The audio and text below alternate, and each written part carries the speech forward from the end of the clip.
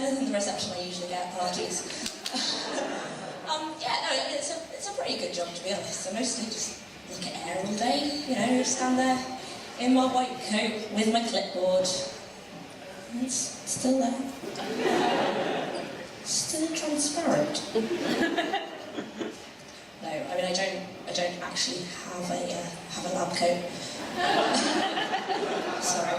There's a real stereotype, isn't there, about scientists? We're all supposed to be all kind of like a little bit socially inept and a little bit awkward and really obsessive over tiny, tiny little things. But the thing people never seem to quite understand is that the reason we're obsessed with those tiny things is because those tiny things are brilliant. Agreed? Yes? Yes, thank you, I like this audience, that's fantastic. So, you know, my latest obsession is a statistical technique called kernel smoothing. Anybody come across kernel smoothing? No, there's one guy over there who kind of sheepishly waved his hand. I don't know whether that's a real thing or not, but it's brilliant, isn't it brilliant? So, basically it's a way of working with your data to make it slightly smoother using kernels. Statistical kernels. Yeah. Anyway, I think it's an incredibly elegant technique. I love it. I want to tell everyone about it. I've told people about it down the pub. I tell my friends about it. I put it on my online dating profile. For reasons I don't understand, I've not really had that many hits. But no, I mean, online dating, it's clever these days, isn't it? Because what they do is they ask you all these questions. They've got all these algorithms, and so, you know, what's your favourite book? And if you were supreme ruler of all people on Earth, you know, well, is that something you'd want to do? Important questions. And what they're supposed to do is they're supposed to hook you up with your dream date, aren't you? You know, the one. And I keep getting matched with scientists. I do. And you know, these are the kinds of people who, like, they're into obscure areas of statistics, and they study something that no one quite understands. And sometimes they think they're really funny, and then they tell all these kind of science-themed jokes. We never have anything in common. Yeah, so I tried that, it didn't really work. And I think that goes for a lot of things in the life of a scientist, at least atmospheric ones. I don't know if the rest of you might know exactly what you're doing. Couldn't say. And, you know, another example of this was I found a BuzzFeed quiz the other day, which had been put together by a climate scientist. It was very exciting. You know the BuzzFeed quizzes, you know the ones. Which Disney princess are you? Are you more llama or alpaca? They get ridiculous. You know, what does your favourite colour say about the personality of your brother-in-law's dog? I don't know, but BuzzFeed does. Anyway, it was, which climate phenomenon are you? Really? I'll have you know, I am the Pacific Decadal Oscillation. Yes! So there's Vuka over there, is from my department. She's with me on that. Yes, you're just like that, yes! No, to be honest, I think they've got it completely wrong. They said a little bit about my personality at the end, and you know, things like, you're difficult to understand.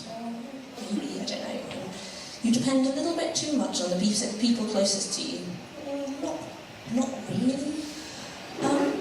You're characterised by sea surface temperature changes in Pacific northern latitudes.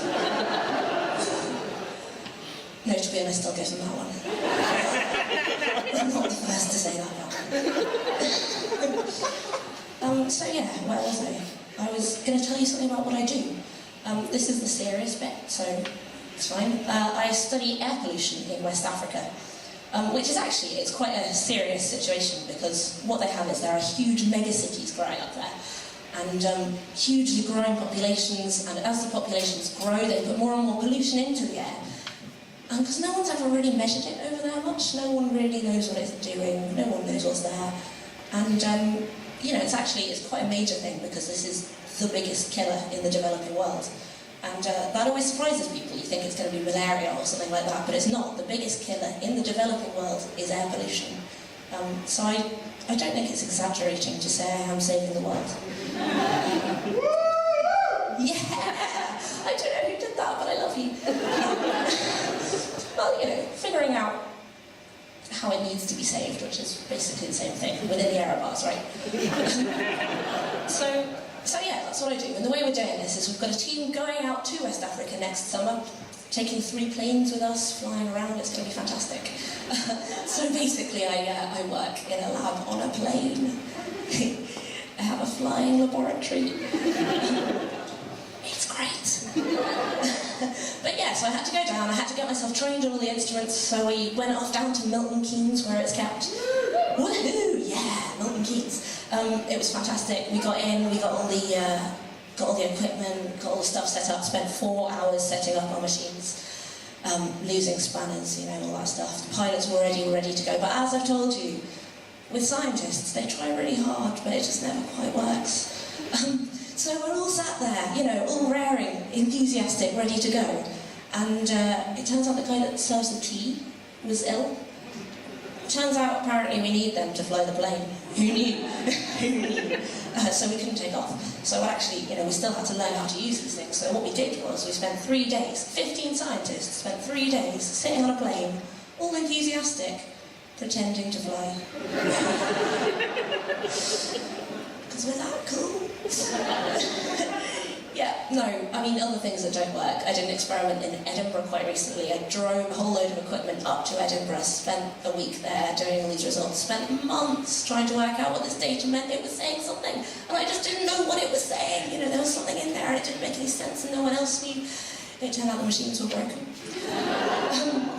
What else? I mean, we've got this Volkswagen engine hooked up to stuff in our lab, and no matter what we do, we keep trying, whatever we do, it always ends up spitting out about 15 times the amount of pollution that the manufacturers have told us. No, hang on. No, you're right. No, we were right on that one. So for any of you in the audience who don't follow the air-themed news as avidly as I do, there might be 1 or 2.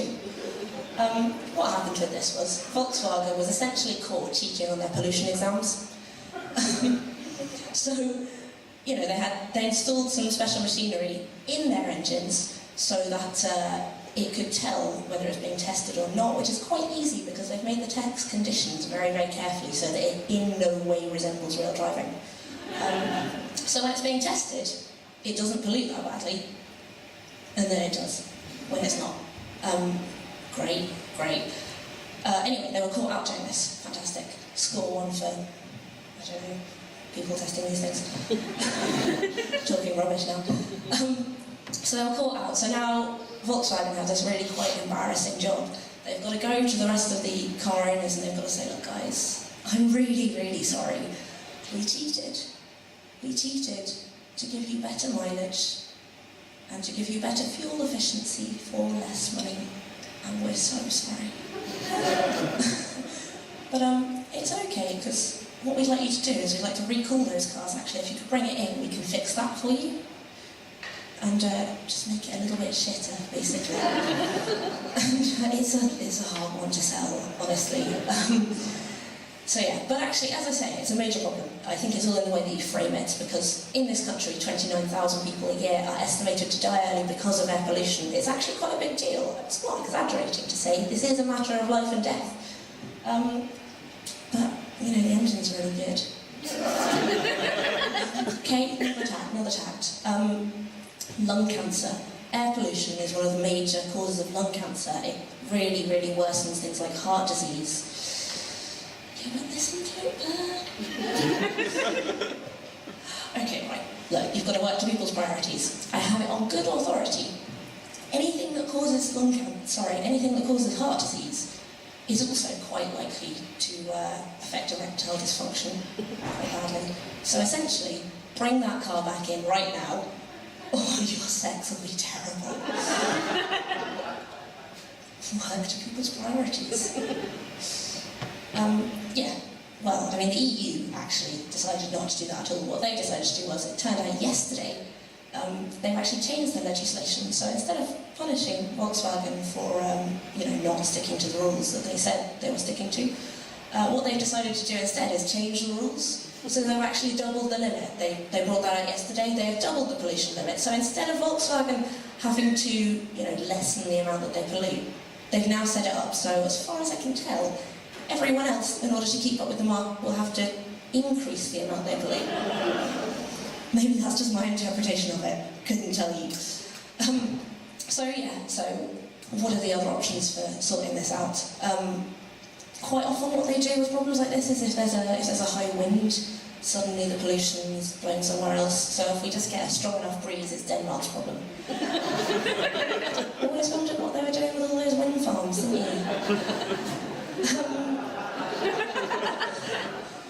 Or, I guess there's my favourite solution, which is one I've tried and tested before, which is that we could all get into our Volkswagens enthusiastically and pretend to drive. Thank you very much, you've been a fantastic